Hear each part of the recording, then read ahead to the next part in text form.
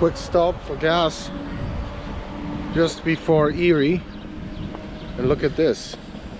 I'm right on the other side of Lake Erie. Welcome to Barcelona House.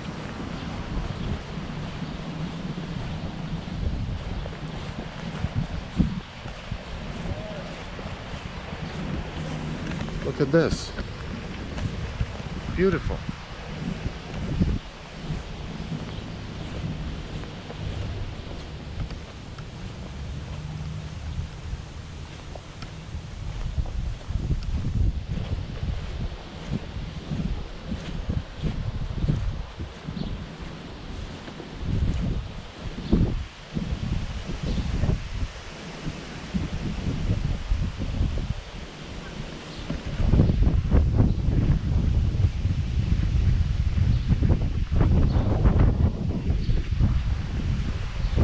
Before they kick me out.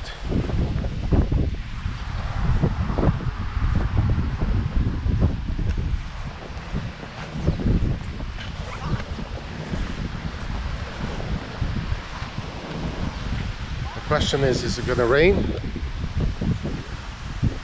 Can I take my rain gear off? Be more comfortable, or do I keep going? Let's see.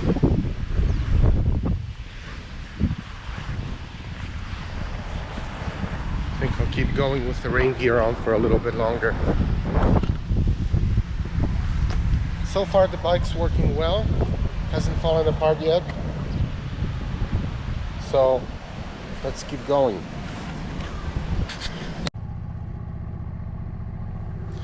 Well, as you can see, I am now no longer in Erie, but I'm in Florida. We pick up the action after 2 days of riding. What happened, I I accidentally forgot to bring additional batteries for my GoPro, and so after this last clip where I stopped in Erie and we looked at Lake Erie from the south side, I ran out of battery, and when I went to look for the 3 additional batteries that I prepared to bring for the trip, they were nowhere to be found. They were still on my desk back at the office.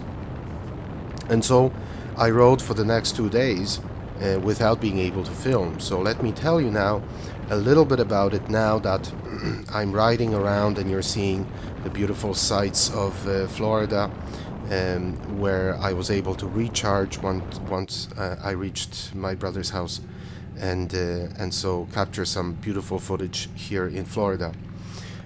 My first day was actually a day of rain. For the rest of that day, there was nothing but constant rain all the way south of Erie as I continued on Highway 79 through and around Pittsburgh, and all the way to West Virginia. I finally stopped after about 900 kilometers of riding in a little town on the top of the hill of West Virginia, and there I stayed for the night. It was actually a beautiful little spot with lots of amenities, places to eat and walk, and so it was actually a very, very good day, even though it rained all day.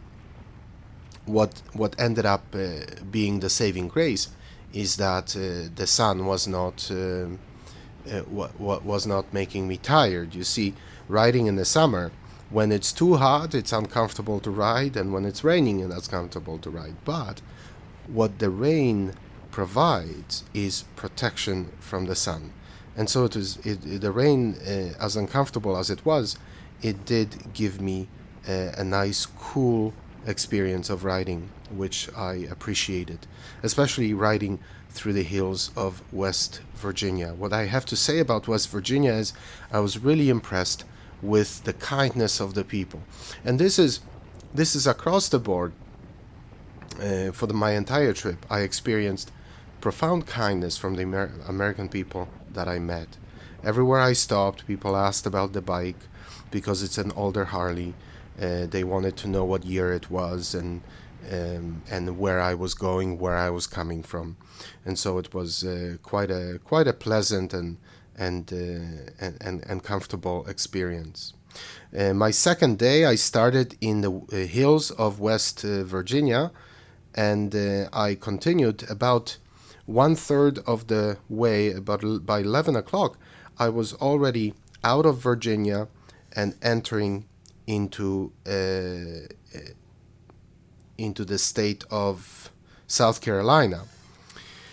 And as soon as you come down those big hills of West Virginia into, well, first North Carolina and then South Carolina, around Charlotte area, my goodness, did the heat come back.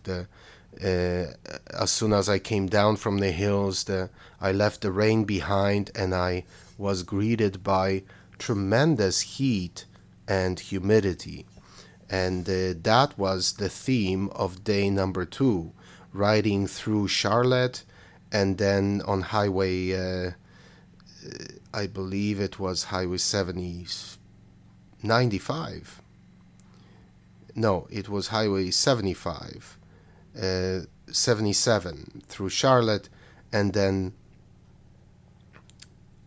all the way south to highway 95, and continuing on until I got as far south as Georgia, and then Jackson.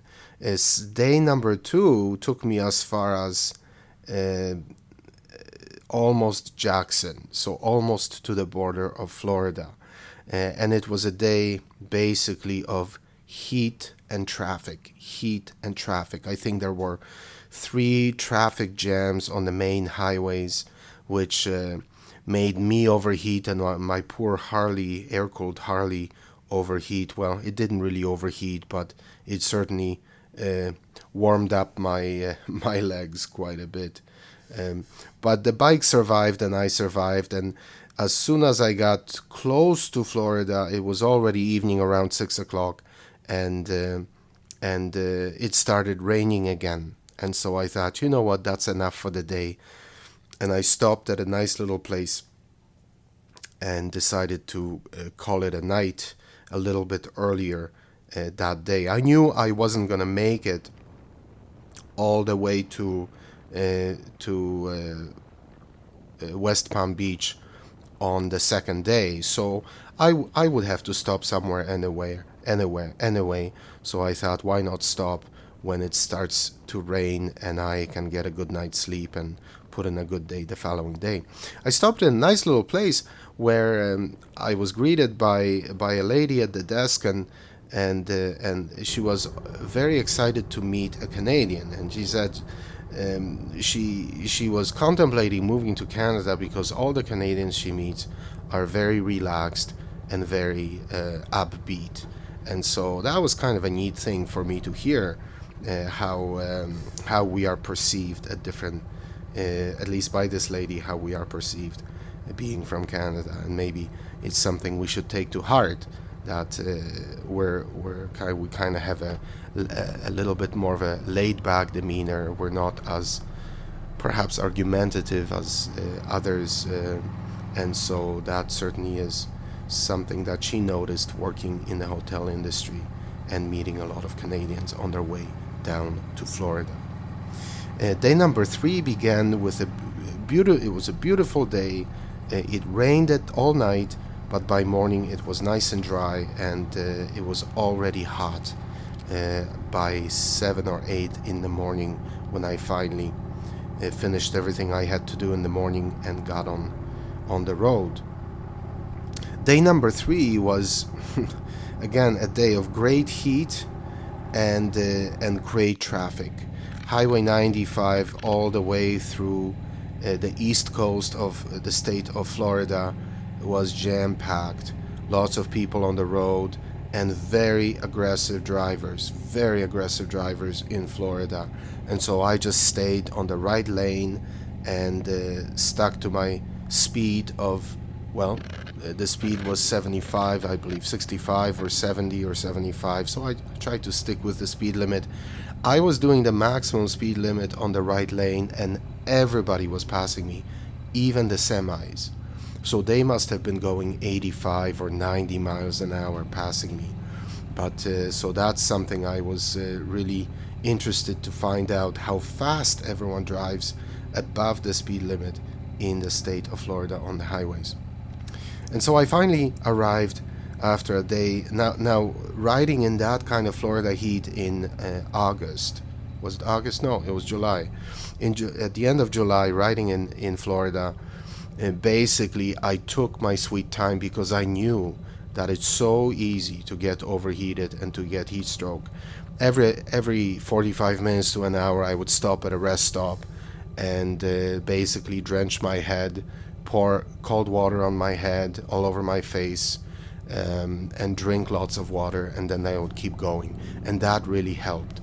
Just pouring water on my head and sitting in the shade for a little bit, drinking water, and then keep going. And that was a great way to do it, because by the time I arrived at my destination, at my brother's place in come on now, in not Pompano Beach, what am I talking about? Well, close to Pompano, it doesn't matter. Around Boca Raton, that's it. In Boca Raton, which is about an hour north, 45 minutes, 35 minutes north of Fort Lauderdale. By the time I arrived at his place, I took a shower and I felt great. I didn't feel any real strain from the heat, and I've had heat stroke before from riding the bike in scorching sun and heat, and this really helped. This was a good tip, which I picked up from a vlogger, a motorcycle vlogger, $1 Million Bogan, who often pours water on his head as he's riding in Australian heat on the motorcycle. So thanks, Danny, for that great tip. It helped me in Florida. And so once I arrived in Florida, everything was great. My brother was excited to see me.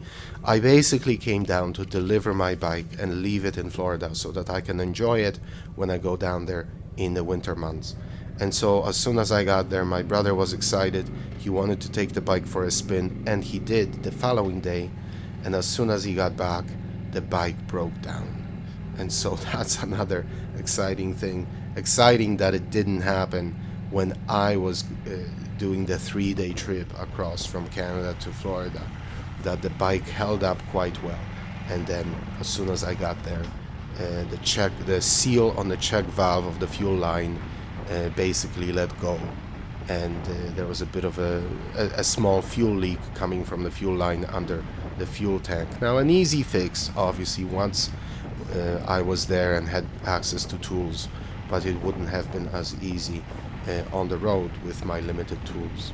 So then I spent the rest of the weekend enjoying my family and enjoying the beautiful weather of Florida, and actually going for a ride. Every day I went for a ride on that Harley, and I explored the beautiful scenery of the East Coast area, going from Boca Raton all the way to Palm Beach and West Palm Beach and back.